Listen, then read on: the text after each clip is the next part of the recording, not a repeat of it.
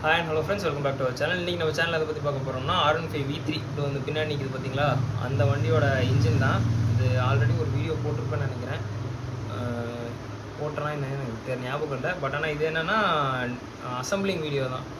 இதில் என்ன நான் சொல்கிறேன்னா, இன்ஜினை நீங்கள் மாட்டும் போது இங்கே பார்த்துக்கிட்டிங்களா எந்த அளவுக்கு உள்ளார கழுவி இருக்குன்னு பாருங்கள். கருகருன்னு இருந்துச்சு.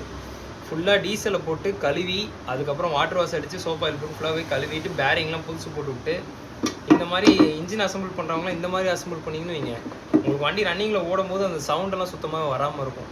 இந்த பேரிங் சவுண்டு கூட உங்களுக்கு அவ்வளோக்கும் கேட்காது. கேம் பேரிங்குமே ரெண்டுமே மாற்றி விட்ருங்க. அதெல்லாம் அப்போ தான் உங்களுக்கு கொஞ்சம் வண்டியும் ஃப்ரீயாக போகும், பிடிச்ச மாதிரி போகாது, நல்லாயிருக்கும். இந்த வீடியோ அசம்பிளேஷன் வீடியோ வேணும்னு ஒருத்தர் கேட்டிருந்தாப்புல, ஒரு தம்பி கேட்டிருந்தாப்புல. பட் ஆனால் என்னால் போட முடியல, நான் ஒருத்தன் தான் வேலை செஞ்சிட்ருக்கேன்.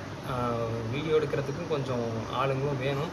ஸோ நான் பாட்டாக கொஞ்சம் டைம் லேப்பில் போடுறேன், பார்த்துக்கோங்க.